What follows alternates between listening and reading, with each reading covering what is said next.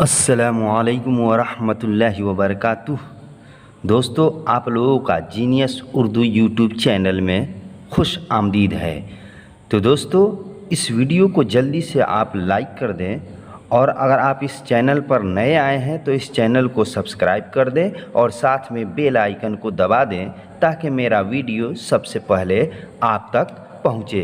तो मैं आज के इस वीडियो में मैं आप लोगों को उर्दू के दो हरफ़ी अल्फाज को हिंदी और इंग्लिश में कैसे लिखते हैं, आज मैं उसको उर्दू के दो हरफ़ी अल्फाज को हिंदी और इंग्लिश में लिख करके बताऊंगा। इससे पहले वीडियो में मैं आप लोगों को उर्दू के दो हरफ़ी अल्फाज के भारी और हल्का यानी आसान अल्फाज लिख करके भी बताया था, लेकिन आज के इस वीडियो में मैं दो हरफ़ी अल्फाज को हिंदी और इंग्लिश में लिख करके बताऊंगा कि हिंदी और इंग्लिश में दो हरूफ वाले अल्फाज को कैसे लिखते हैं, ताकि आपको कहीं भी दो हरूफ वाले उर्दू के अल्फाज को हिंदी और इंग्लिश में लिखने में कोई दिक्कत और परेशानी न हो। तो चलिए वीडियो को शुरू करते हैं।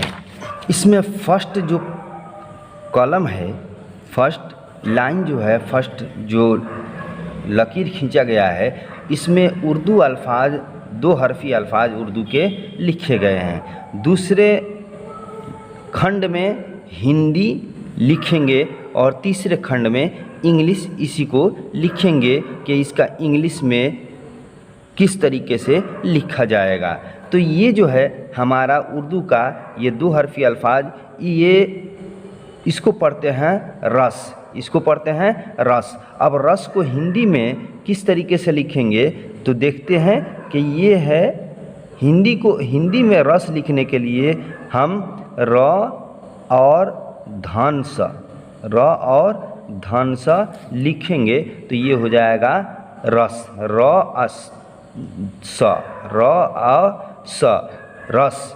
ये जो अब यहाँ पे एक बात ध्यान रखिए, तो ये सीन जो है उर्दू में सीन दो तरह के आते हैं, एक बड़ी सीन और एक छोटी सीन। यानी जिस पे नुक्ता नहीं रहता है उसको छोटी सीन कहते हैं और जिस पे नुक्ता रहता है, तीन नुक्ता, उसको बड़ी सीन कहते हैं। तो जब ये छोटी सीन है तो इस छोटी सीन के लिए जो है छोटी सीन के लिए हिंदी में धन सा आता है, और जब यहीं पे अगर बड़ी सीन यानी नुक्ते वाली सीन अगर रहेगी तो उस वक्त हिंदी में उसको तलाबे स से लिखते हैं। तो ये है रस, तो इसको हिंदी में र और स, रस इस तरीके से लिखेंगे। इंग्लिश में किस तरीके से लिखेंगे तो इंग्लिश में लिखेंगे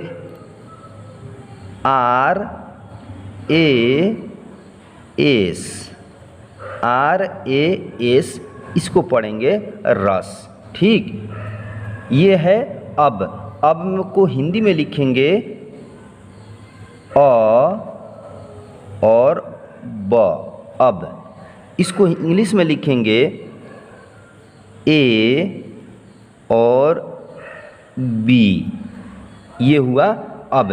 एक बात ध्यान, मैं जो इंग्लिश में लिख रहा हूँ ये सब कैपिटल लेटर से लिख रहा हूँ, लेकिन जब आप लिखेंगे किसी भी वर्ड को, किसी भी अल्फाज को उर्दू के इंग्लिश में, तो पहला अक्षर जो है उसको कैपिटल लेटर लिखें, यानी बड़ा अक्षर, पहला वाला अक्षर बड़ा अक्षर लिखेंगे और बाकी सब के सब छोटे अक्षर से लिखेंगे। ठीक, हम आपको समझाने के लिए कैपिटल लेटर में सब के सब कैपिटल लेटर में लिख दे रहा हूँ। ये है रब लिखेंगे हिंदी में र और ब, र और ब से रब होता है। इंग्लिश में अब देख लेते हैं, इंग्लिश में रब लिखने के लिए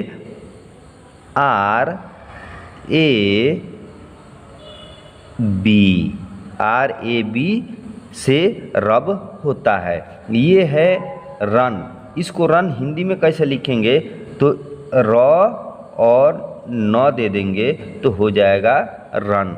इसको इंग्लिश में देख लेते हैं, इंग्लिश में रन लिखने के लिए RAN लिखते हैं, RAN से रन होता है। ये है दिन। अब दिन को हिंदी में किस तरीके से लिखेंगे तो लिखेंगे द हर्षई दी, द ये हो गया, हर्षई इधर से होता है, ये दी और न, दिन। तो दिन जो है इसको क्या है, द हर्षई दी और न, दिन हिंदी में इसको दिन इस तरीके से लिखते हैं। इंग्लिश में लिखते हैं दिन को DIN, DIN से दिन लिखा जाता है। ये है दम, ये है दम। दम को हिंदी में लिखेंगे द और म, द और म से दम हिंदी में इस तरीके से लिखा जाता है, द और म, दम। अब इंग्लिश में लिखेंगे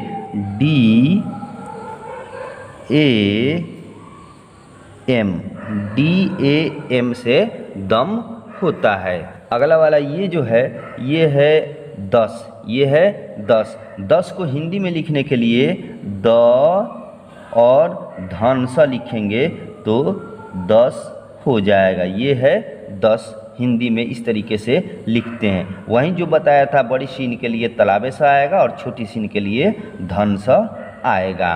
तो ये छोटी सीन है इसलिए यहाँ पे स धन सा लिख दिया हूँ। तो द और स से 10 होता है हिंदी में। और इंग्लिश में इसको लिखेंगे DAS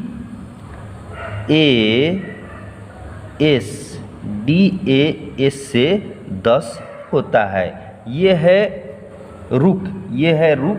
तो रुक को हिंदी में लिखेंगे र हर्षौ रू, र हर्षौ इधर से रहता है और दुर्गौ इधर से रहता है। तो ये र हर्षौ रू और क, र हर्षौ रू क, रुक। इसको हिंदी में र हर्षौ रू और क, रुक इस तरीके से लिखते हैं। इंग्लिश में देख लेते हैं। इंग्लिश में लिखते हैं इसको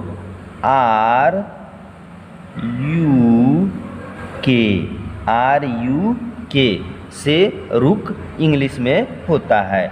ये है वह। वह को अब हिंदी में कैसे लिखेंगे, तो वह को हिंदी में लिखेंगे वह और ह, वह और ह से वह होता है। इसको वह को हिंदी में इस तरीके से लिखेंगे, वह और ह लिख देंगे, वह हिंदी में हो जाएगा। अब इसको इंग्लिश में लिखने के लिए हमें W या V दे देंगे। W, ये W लिख दिए, W या V दे देंगे, W या V दे देंगे। दोनों में से कोई भी लिख सकते हैं। और इसके आगे A और H लिख देंगे तो हमारा वह इंग्लिश में हो जाएगा। WAH से वह भी होता है और VAS से भी वह होता है, लेकिन ज़्यादातर इस्तेमाल WAH का होता है। ठीक, अब अगला वाला देख लेते हैं। आगे वाला जो है ये है कर। कर को हिंदी में लिखेंगे क और र, क र, कर, क र से कर होता है। इंग्लिश में लिखते हैं KAR से कर इंग्लिश में इस तरीके से कर लिखा जाता है। ये है तप। तप, तप को हिंदी में लिखने के लिए त और प यहाँ पे लिख देंगे तो हो जाएगा तप। त और प से तप होता है। तो ये है तप। और इसको इंग्लिश में लिखने के लिए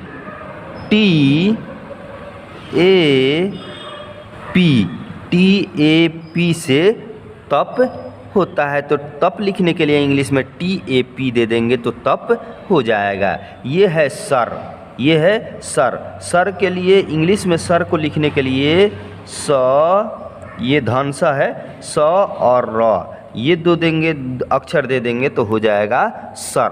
ठीक, तो यहाँ पर भी ये छोटी सीन है तो इसके लिए धनसा आया, और अगर बड़ी सीन रहता तो उसको तलाबे सा से लिखते। तो यहाँ पे छोटी सीन है इसलिए यहाँ पे धनसा लिख दिए। तो स और र सर, ये हिंदी में इस तरीके से लिखते हैं। इंग्लिश में लिखते हैं सर को SAR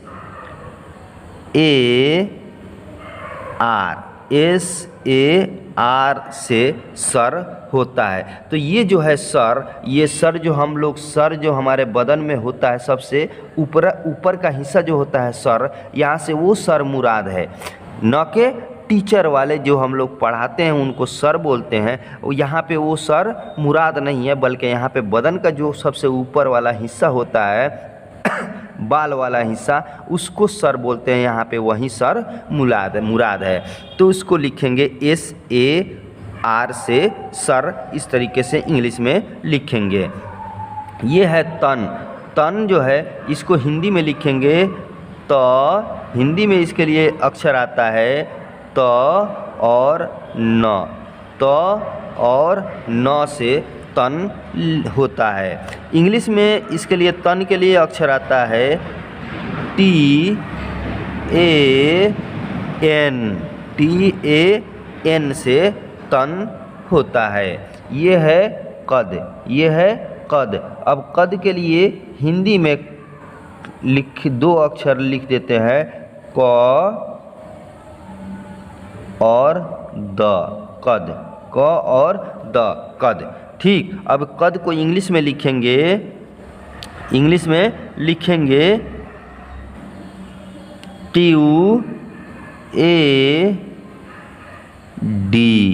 QAD से कद होता है।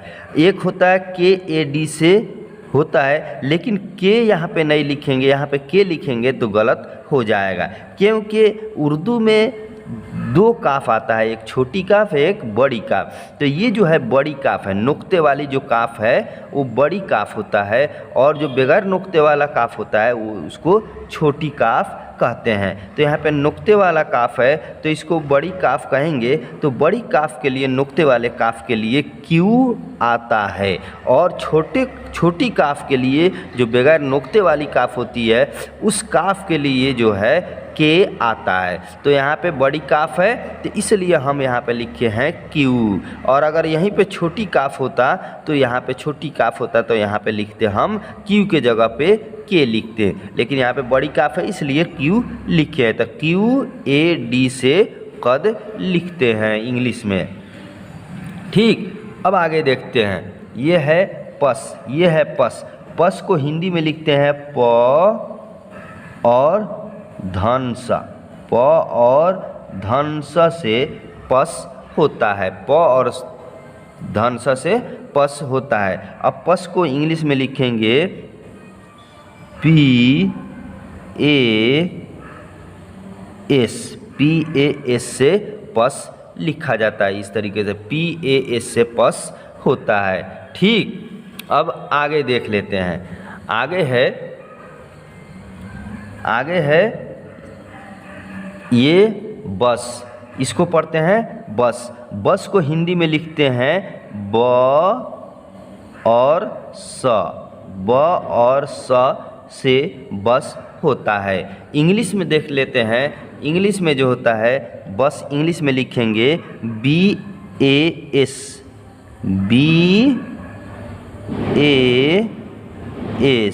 BAS से बस इंग्लिश में लिखा जाता है, BAS से बस होता है। ये है चुप, ये है चुप।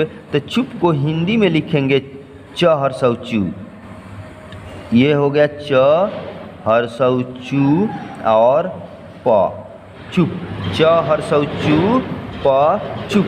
इस तरीके से हिंदी में चुप लिखते हैं। इंग्लिश में देख लेते हैं। तो इंग्लिश में च के लिए CH आता है, तो यहाँ पे हम लिख देते हैं CH,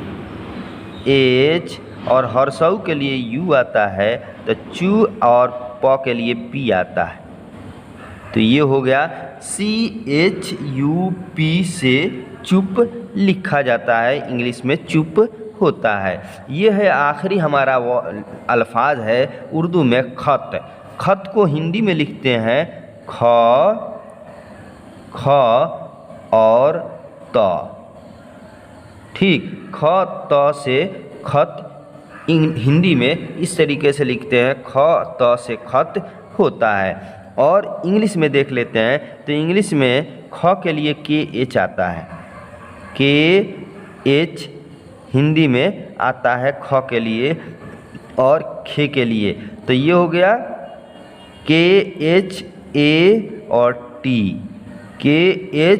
KHAT से खत इंग्लिश में लिखा जाता है। खत KHAT से खत इंग्लिश में होता है।